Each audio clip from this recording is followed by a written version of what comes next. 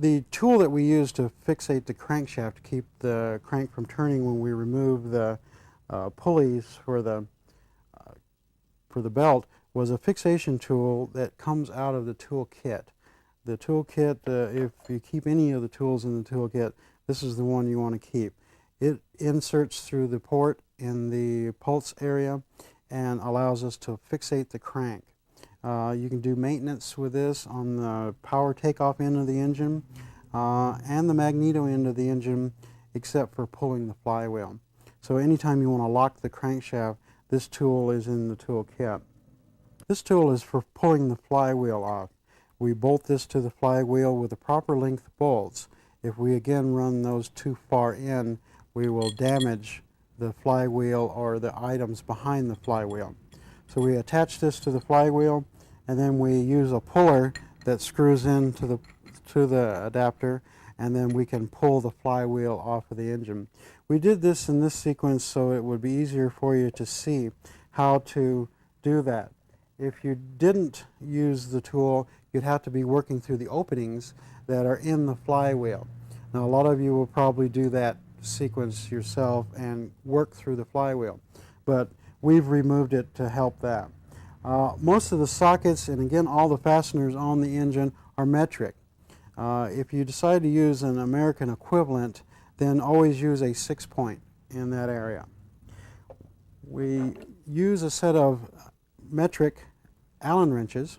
You can use the hand type or the type that will work off a socket wrench, a 3/8 drive or other. In setting the points, we want to be sure that we have a good screwdriver. The screwdriver again won't chafe the screws and cause metal particles to get in the points and other things. So once you find yourself a good point setting tool, always keep it aside. The Allen wrench that we used for the adjusting of the stator plate was a 4mm. Again, I use a T-bar or a socket style type unit. The dial indicator will need the extension kit built in. This particular one has a roller end on it for the 277 and the CDI ignitions that we're having to time now. But the extension allows the dial indicator to be higher than the fins on the engine.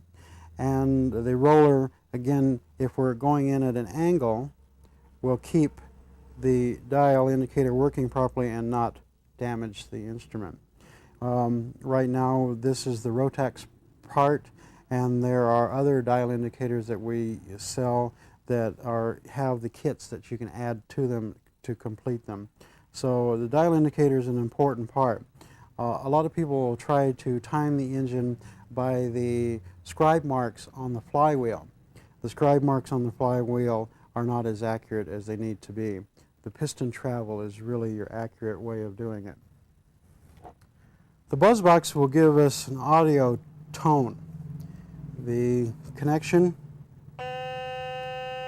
will give us a tone that we can determine when the points open and close. If you were deciding to leave the coil wires hooked up to the coil, again, the resistance is quite high and the variation between the closing of the points and opening of the points would be small. The buzz box will sense these small changes and the tone will change. Also, I use this particular tool to troubleshoot the wiring harness. If there's a break or a bad connection in the ignition system, the tone will also change. Remember, the resistance changes the tone. So we'll see a little bit of change there if we have a bad connection. I've troubleshooted points before that had that problem, or a bad connection. Every now and then the point will work, every now and then the point opens up and doesn't work. So I've troubleshot parts for that. I like the tool mainly because I can coordinate a visual with an audio tone, and that allows me to be a little more precise in my indications.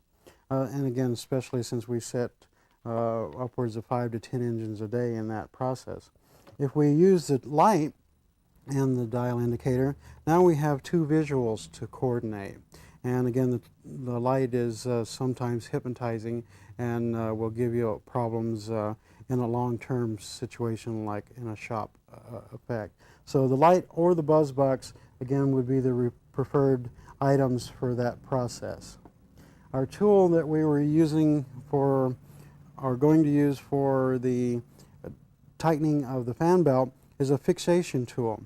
I've seen a lot of accidents and incidents where people have used other than this tool to fixate the fan, and by nicking or damaging the flywheel or the fan will actually disintegrate at some point.